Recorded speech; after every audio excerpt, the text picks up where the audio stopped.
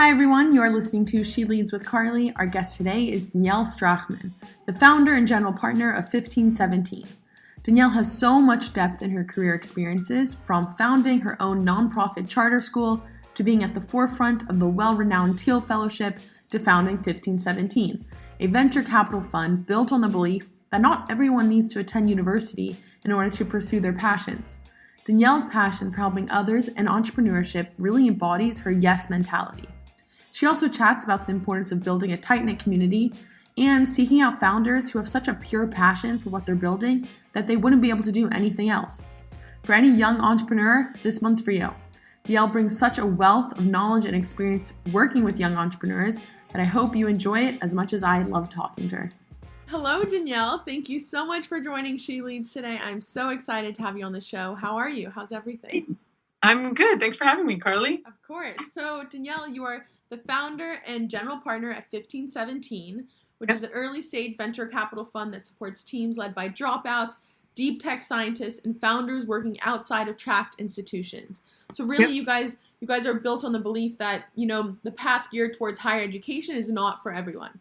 So before 1517, you were also on the founding team of the Thiel Fellowship, which we'll obviously get into, and you were the founder and director of Innovations Academy, so a new charter school nonprofit with over 160 students in its first year, which is crazy. So we'll get into all of that. But first, so what I typically do is, tell me after college, where did you, imagine your career and everything. But I want to even go further, earlier for you.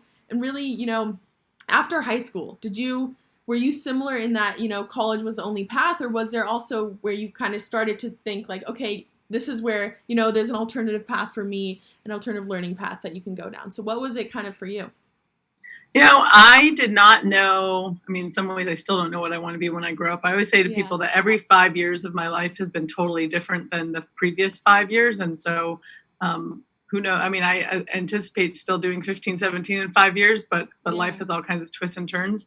But when I was in high school, I did not have a sense for what I wanted to do. I was always someone who was interested in a bunch of different things. And I always envied my friends who were of the position of being like, I had a lot of friends who wanted to be teachers or nurses, and they just knew that.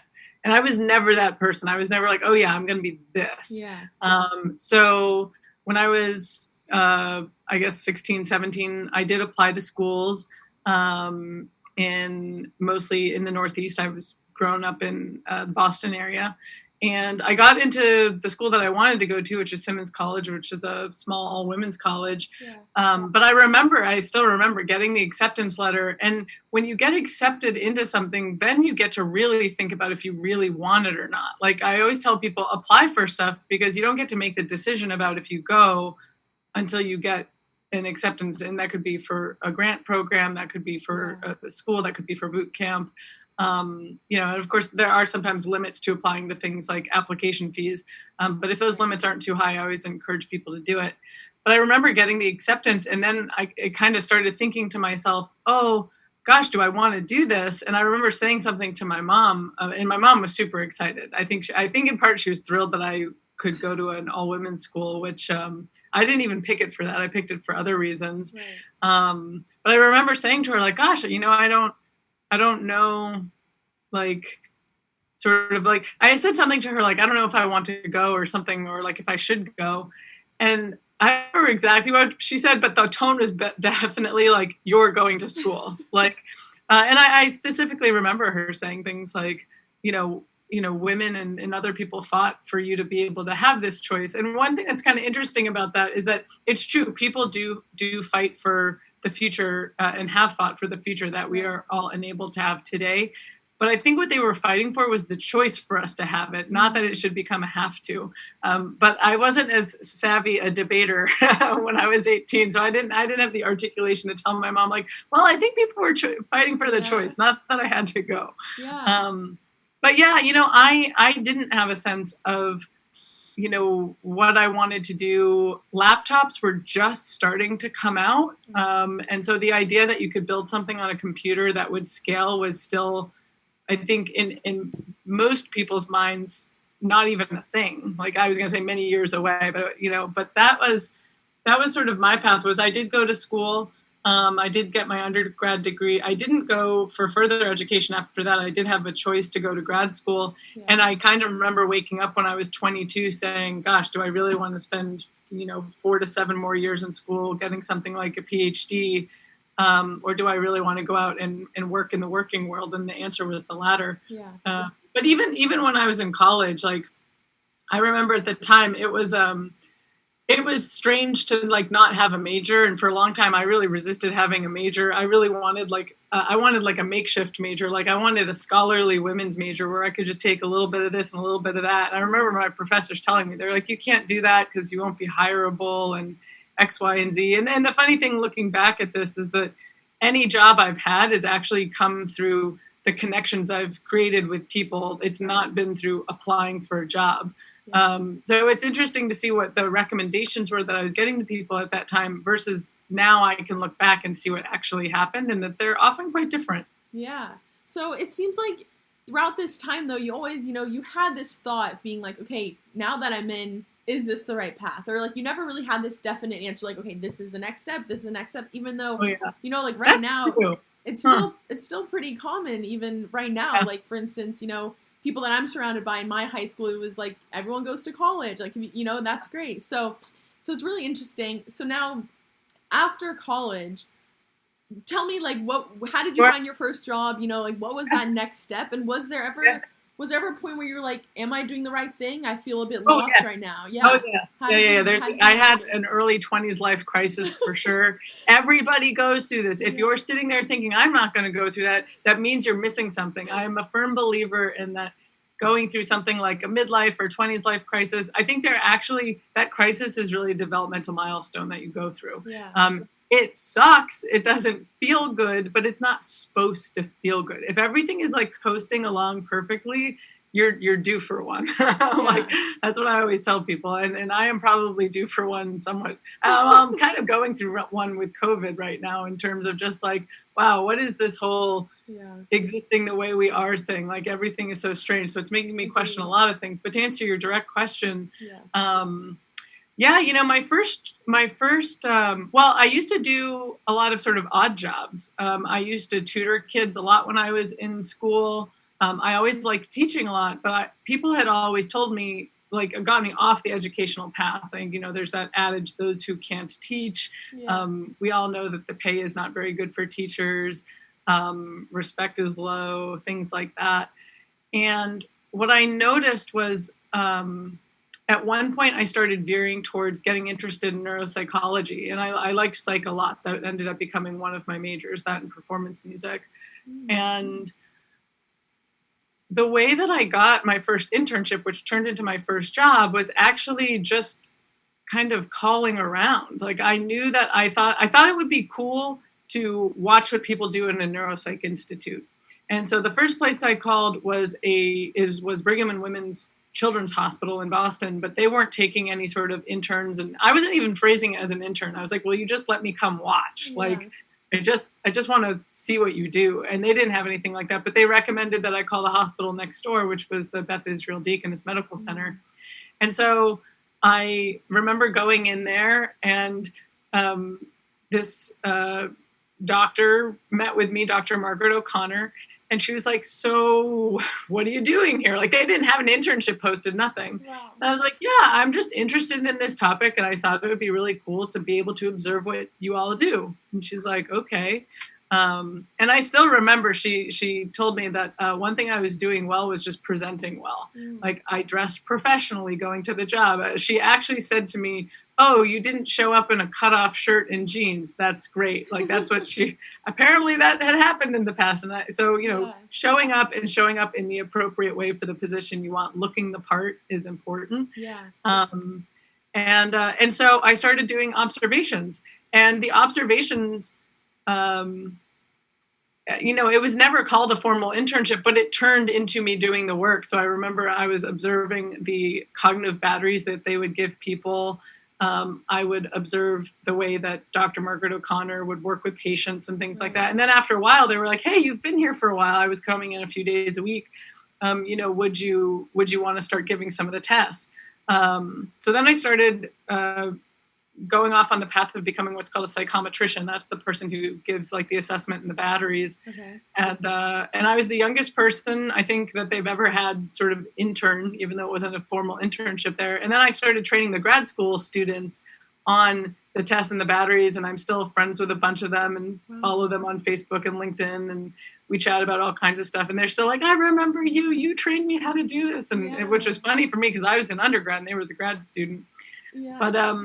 But at one point, I really thought that was my path. I thought I was going to become a clinician. I thought I was going to work in neuropsych. I really liked the work a lot, and I still love the work a lot. Like, it's really fun to go back and think about it. But what I noticed was that I wasn't like eating, breathing, and drinking it. I wasn't as passionate about it as I thought I could be. And so then when I had applied to grad school and I got into a program, I had that moment again of like, oh, I'm in. Oh, God, do I want to do this? Right. And I decided I didn't want to do it because I kind of had this thought that, you know, if when I put my feet down out of my bed in the morning and I'm not super excited to go do it, to do whatever I'm doing, then if that's what growing up meant doing, then I didn't really want to grow up. Like, I wanted to figure out other things. And that veered me into saying, you know, no to going to grad school and actually starting a tutoring business. And I was just a sole proprietor, started my tutoring company, which combined my work in neuropsych because I would use some of the assessments that I had with students to be able to assess where they were at. Yeah. And so I love combining things and bringing things at different places to the intersection of them. And so I was like, oh, neuropsych and learning, like, yeah, let's bring this to the forefront. That would be great. And I was very fulfilled by doing that work. But that was a huge moment for me to not. I still remember, like, I've never had the conversation with Dr. Margaret O'Connor that I didn't go to grad school. Wow. Like, I left the Boston area with her thinking I was leaving to go to grad school because I felt so much shame about telling. Like, I was like, I can't tell her I'm not becoming a clinician. Like, this is like, I look up to her so much. Yeah. And so it was a really hard time at the time.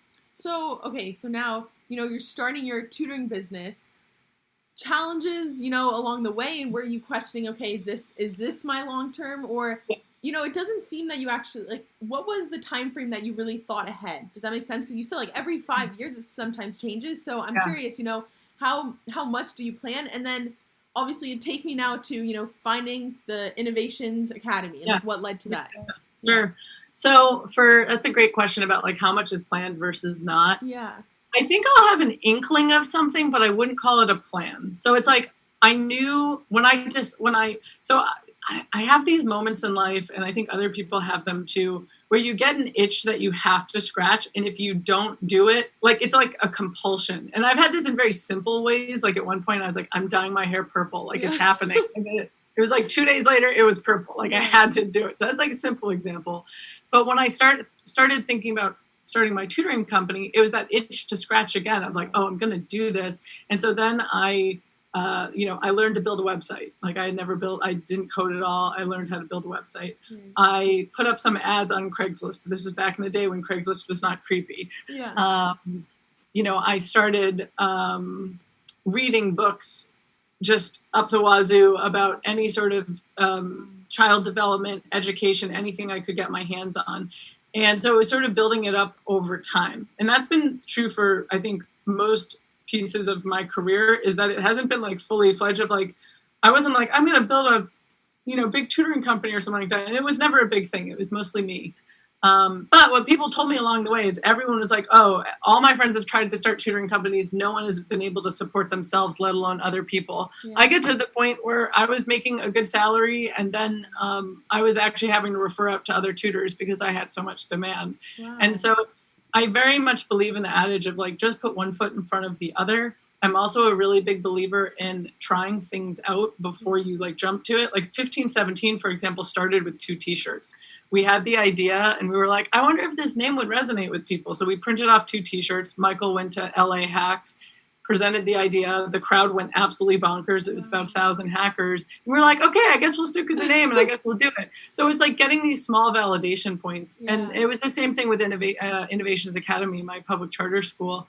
A colleague of mine and I were in a homeschool co-op that she started, and she came to me one day and said, would you want to start a charter school with me? And at first I was like, school? Like, we hate school. Why would we want to do that? And she didn't use these words, but what she was talking about was scale. She was like, hey, we've got like 13 families here, but maybe this could be bigger than that. And so in the one foot in front of each other vein, we just started working on it. We used to meet on Fridays in a coffee shop in San Diego.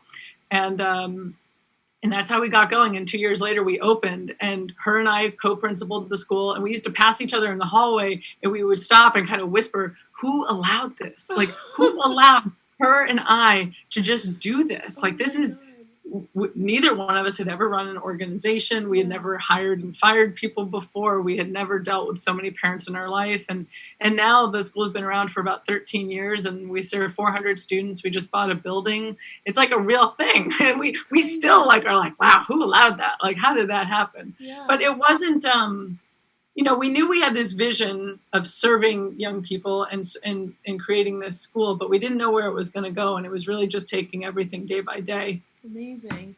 Yeah. And so it seems at this point, you also started to think about education with innovation and, like integration of, because right now, even today, and it's sad, but, like entrepreneurship, innovation, it's not really taught as part of the curriculum. So when did you realize that this is like actually a very important thing that students should be learning?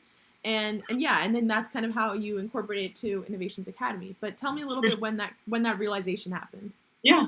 Well, and for us too, with Innovation for Innovations Academy has a tech component, but we're not like a tech magnet school or like a math science magnet school or something like that. It's more of the innovation of how do we think about how to work with human beings, basically. And so we have different things that are pretty far from the norm. Like at our school, all students are on a first name basis with us. Like I was not Miss Danielle there, it was just Danielle there. Yeah. We had a very, a lot of schools use sort of punitive discipline policies to like keep students in line. And I would say what we do is a lot more like talk therapy to kind of understand like, hey, students have needs and, how do we meet those needs? And hey, there's a right time and a place for almost anything. And so how do we give them the outlet for that so then it doesn't happen in the classroom and so on? So a lot of what we do is child-led. And the innovation piece as well is that it's not about having standard curriculum. It's really about, and I think this is really where it comes into, the current sort of time and environment of that school isn't about regurgitating information. It's about learning how to work with people. Yeah. It's about learning how to dig into questions that don't have a defined answer. Yeah. It is about doing projects and things that are really enriching. It's about working in an environment that isn't sterile. We used to always say to our teachers, like each one of your classrooms is kind of like a mini startup environment where you can experiment with a lot of different things. And you can even have like centers around the class where different groups of students are doing different things. Like it's not that everybody's getting the same. And one thing that we're super passionate about is also being child directed. And so this whole idea that students would come up with projects, predominantly with the teacher as more like a facilitator instead of the teacher saying, oh, I've got this project that we're going to do with you, which is fine. That's just not what we do. And so our whole method is very much based around non-coercion and working with where students are at instead of saying all students have to fit into a particular bucket. Amazing. I love it. I think that's such a beautiful value and premise and everything. So Danielle, now take me to, what point did you decide, okay, this school is incredible, it's doing really well, but it's time for me to step away? And then obviously the Thiel Fellowship. Explain what that is as well. Yeah, absolutely. So my co-founder and I founded the school in the first 2 years, which was a lot of bureaucratic homework from the district to get us approved. We opened in 2008, and then her and I ran the school together from 2008 to 2010.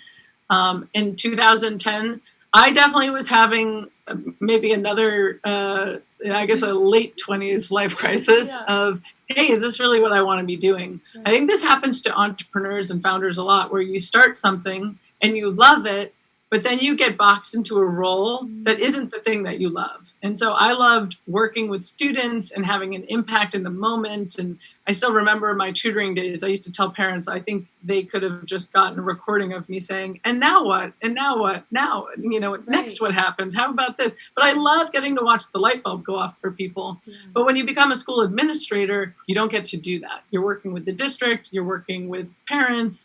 You're not working with students that much anymore. And so after a couple of years, I was like, gosh, I really want to get back to working with the people that resonate with me, which are more sort of student cohorts. Yeah. And I moved up to the Bay Area, sort of like kind of on a whim, but predominantly because I had an old partner who lived up here, and we were doing the back and forth thing. And I was like, yeah, I guess I'll go up to the Bay. I have a lot of friends up there. I saw this great migration from people in Southern California coming north. Right. And I was going to not work for 6 months. That was my goal. I had never not worked for a long time. Yeah. And 3 months into my staycation, Lindy Fishburne at the Thiel Foundation called me, and she said, hey, and I knew her from a project we had worked on together. She said, the foundation has lost their minds. They're starting this program called the Thiel Fellowship. Maybe you saw it launched this week, like in the news, but they don't have anybody running it, and you've got to get over here. I was like, wow, who starts a program and doesn't have like a team running it? And I was like, have they done a pilot? And she's like, nope. And I'm like, who does this? Like, I'm an operations person. So I was like, wow, how does this happen? Yeah. Like, I just spent 4 years at my charter school, which has tons of operations and stopgaps. But who does that? Peter Thiel does that. So I came on board about 10 days later to the foundation to start running the Thiel Fellowship. And it was really, at least on my part, conceived of as an older young person's homeschool program, very like unschooly methodology of that each fellow has something that they're working on, and we're going to help guide them through it. And we used to always tell people, this is like a buffet. Like, you get $100,000 to work on a project of your choosing. At the time, people were 19 or under when they became Thiel Fellows. Yeah. We gave them support of the foundation. They got mentors. We had things like retreats. Actually, this is really funny. One of the first year Thiel Fellows just tweeted the other day, Nick Camarada, that apparently this guy, he's amazing. He's a chess master and a hedge fund guy. His name is Patrick Wolf. We had him come speak to fellows, and his advice to them was learn how to live really cheap and don't buy expensive rugs. And he was tweeting about remembering this lesson. And I was like, did we really have someone come in and talk about that? I don't remember that. But yeah, it was amazing to run that program for the first 5 years and work with fellows. And what we used to always say about it is that it's a 2-year program with a 10-year time horizon. And this September will be 10 years that the program launched. So I'm really excited to catch up with some of the first and second year fellows in another month and just find out, like, where are you now? Like, what's going on? And, we know about where a lot of them are, but some of them, it's been a while. So it's time to catch up. That's incredible. And so from your experience with the Thiel Fellowship, what advice can you give other young entrepreneurs? Because you've worked with so many entrepreneurs and with 1517 now. So tell me, like, what would you say is some like key ingredient that they need to do in order to be successful? I would say that I guess I would say young entrepreneurs, but also just I don't think everybody has to be a founder, but I think being entrepreneurial is a great trait for anybody to have. And so to be entrepreneurial, in part, it's about knowing how to move something forward, knowing how to take that small step. I talk to a lot of founders, and they'll say, like, yeah, I've got this huge vision, 10 years, this thing. I'm like, cool, that's awesome. But what are you doing on Friday? And they're like, I don't know. Yeah. And so think about, how do you start scaffolding the things that you want to do? You want to think, I think as much as you can, put yourself in a position of doing things that you're both passionate about and that people will pay you for, because we are in an economic society. Who knows what will happen next year? 2020 has been wild. Like, I don't know, maybe money won't exist next year. I have no clue. Yeah. But I think it's important for that alignment to be there. I think a lot of young people are told, like, do the thing of your dreams. And like, I actually kind of feel a little sick when people say that, because I think it's important to go after things that you want, but you also have to make sure that there's some amount of reality that is sort of backing it up, in terms of, can you be employed somewhere? Can you support yourself in some way? What does that look like? Yeah. So those are a couple of things. I guess the other things are one, know that build community around you over network. Mm-hmm. I think people talk a lot about business networking, but what really has return on investment is really building up a great community of people around you over the long run. And it's better to have a smaller community and really keep in touch with them than to have a huge community and only tap people when you want something. Yeah. Everybody knows when you tap them when you want something, no one wants to work with you. It's like, oh, this person only comes when they have an ask for me. But what you'll notice is like, reach out to mentors, reach out to peers. Over time, everybody gets better. Yeah. Which means that community you've developed gets richer and richer over time, which means that you can tap into something that's better and better. Yeah, and I mean, even Danielle, from hearing your story and your early days in your career, it seems like also like the importance of having that almost yes mentality. Like and the community aspect. But I feel like, you've just grabbed onto these opportunities, whether it's a Thiel Fellowship or the Innovations Academy. And so I think that's also some valuable thing because, I think it's at the end of the day, you have an experience and you're going to learn from it. And, you can step away if it's not that passion that, you eat, drink, and breathe. So I think that's great. Well, and that was certainly a true part. I had other organizations come to me during my staycation period before the Thiel Fellowship came forward.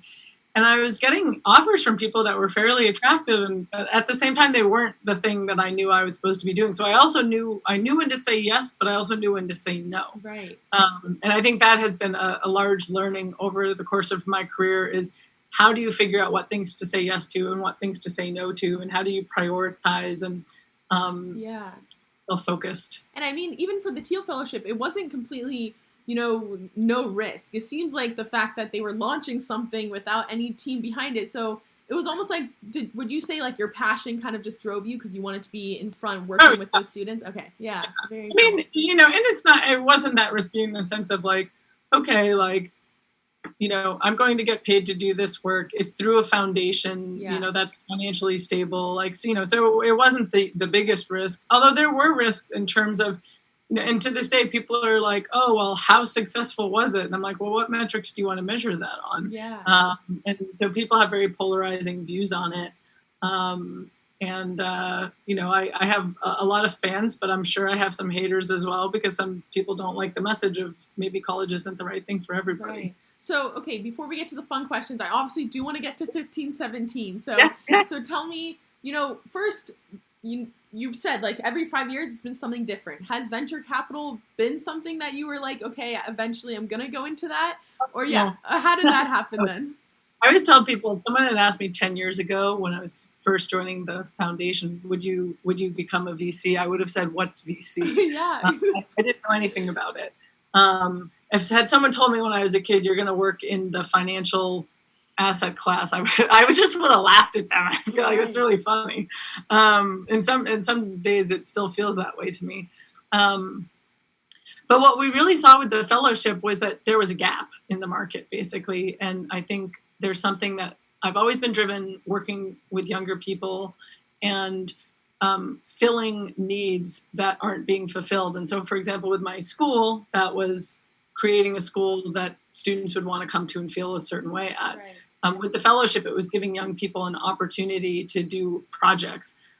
With 1517, it has been really about offering funding to people who are often overlooked because they don't have a degree. I can't tell you how many times people will talk to us and say, gosh, this is such a relief to talk to somebody whose first question isn't like, where did you go to school? In fact, we never ask people, where did they go to school? Sometimes it comes up or people just tell us, but like we don't have that as a checklist question.